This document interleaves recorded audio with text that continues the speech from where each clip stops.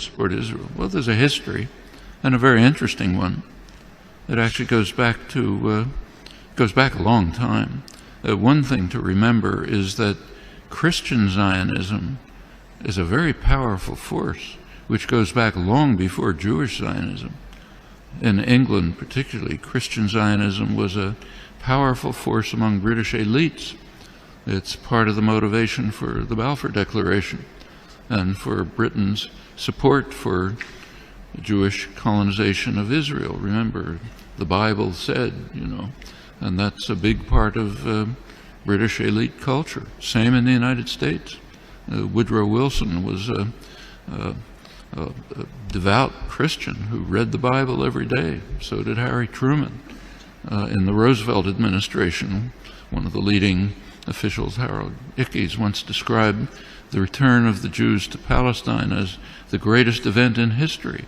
It's realizing the lesson of the Bible.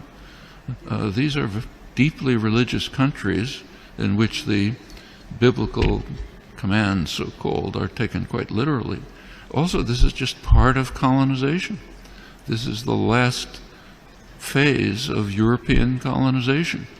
And notice that the countries that are most strongly in support of Israel are not just the United States. It's the United States, Australia, and Canada, the offshoots of England, Anglosphere sometimes called, unusual forms of imperialism. These are settler colonial societies, societies in which not like India, not like the British in India, say, societies, South Africa was a little like this, or Algeria under the French, settler colonial societies in which the settlers came in, essentially eliminated the native population, also driven by religious principles, very religious groups driven by Christian Zionism. Those are major cultural factors. There are also significant geostrategic factors. You go back to 1948, there was actually a split between the State Department and the Pentagon in the United States over how to react to the new state of Israel. The State Department was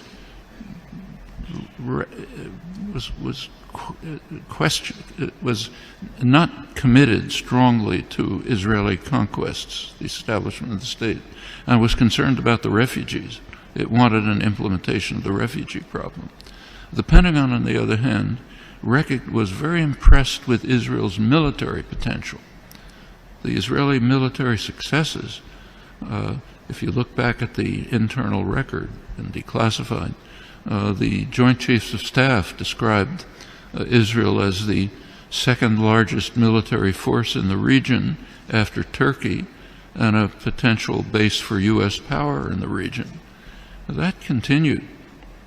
Can't run through the whole record, but in 1958, when there was a serious crisis in the region, Israel was the only state that strongly cooperated with Britain and the United States, and it won plenty of support from the governments and the military for that reason. 1967 is when the current relations with Israel were pretty much established. Israel performed a major service to the United States by destroying a secular Arab nationalism, a major enemy of the United States, and supporting radical Islam, which the U.S. supported. And it continues right until the present. Right now, we saw an example of that just during the latest Gaza attack. You recall that at one point, Israel began to run out of munitions during the assault, despite the fact that it's armed to the teeth. The United States provided Israel with additional munitions through the Pentagon. And notice where they were taken from. These were U.S. munitions pre-positioned in Israel for eventual use by U.S. forces. One of many signs of how Israel is regarded as essentially a military offshoot of the United States.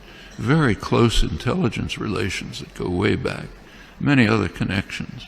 And the media tend to take up, to support the policy of the government with very few, kind of little questioning around the edges, but basically accept the policy. So, for example, take another issue. Take the U.S. invasion of Iraq. You cannot find the phrase U.S. invasion of Iraq in the U.S. media, though it was obviously an invasion, a blatant act of aggression, a textbook case of that's Nuremberg trials called the supreme international crime, cannot be mentioned. President Obama is praised as an opponent of the invasion. And what did he say? He said it's a mistake. It's a strategic blunder. We're not going to get away with it. That's the kind of opposition that you heard from the German general staff during Hitler's invasion of Russia. It's a blunder. Shouldn't do it. Should knock off England first. That's regarded as opposition. Same in Vietnam. There's now a commemoration underway, big commemoration of U.S. sacrifices in Vietnam. Try to find the phrase U.S. invasion of South Vietnam there or anywhere in the past years since 1961 when it took place. Non-existent, maybe on Democracy Now, what I write, but way out at the fringe. And this is not unique to the United States. Take, say, Britain. Right now there's interesting debates in the British literary journals, like the Times Literary Supplement, as to whether Britain should finally begin to recognize the genocidal, the word that's used, genocidal character of British colonization hundreds of years ago. Should Britain begin to face it? You can ask that question in many places. The tendency of the intellectual community to go along like a herd in support of state power, private power, is just overwhelming. Intellectuals like to think of themselves as dissident, critical, courageous, standing up against power. Absolutely untrue. You look at the historical record, that's a small fringe, and they're usually punished.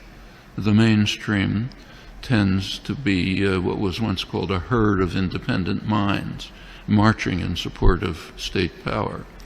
Nothing new here. Unfortunate, you have to fight against it, not